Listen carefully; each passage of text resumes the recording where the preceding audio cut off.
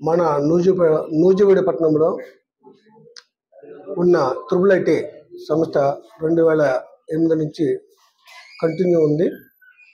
అటువంటి మన కాలేజీలో గత కొంతకాలం నుంచి విద్యార్థులు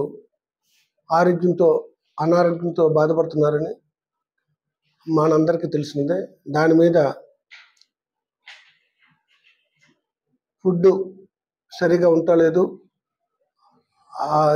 అశుభ్రమైన పరిస్థితులు అక్కడ ఉన్నాయని యాజమాన్యం వారు మాకు ఏవో రిపోర్ట్ ఇచ్చారు. దాని మీద 2/9/2024 కేసు నమోదు చేసి మేము ఇన్వెస్టిగేషన్ భాగంగా అక్కడ ఉన్న విద్యార్థుల్ని మరియు అక్కడ పనిచేసే కుక్కుల్ని అలాగే యాజమాన్యం వారిని హెల్త్ డిపార్ట్మెంట్ వాళ్ళని కూడా మేము విచారించాము.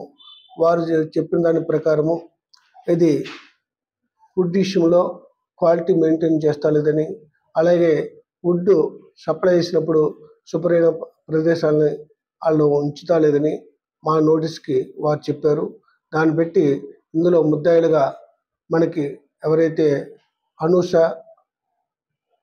క్యాటరింగ్ వారు, ఫైన్ క్యాటరింగ్ వారు ఈ నిర్లక్ష్యంగా ఉంటున్నారని ఇప్పటికే 3 సార్లు వారికి నోటీస్ ఇచ్చినా కూడా విద్యార్థుల ప్రాణాలతో వాళ్ళు చెలగాట ఆడుతున్నారని ఈ మా నివేదికలో మాకు తెలిసింది.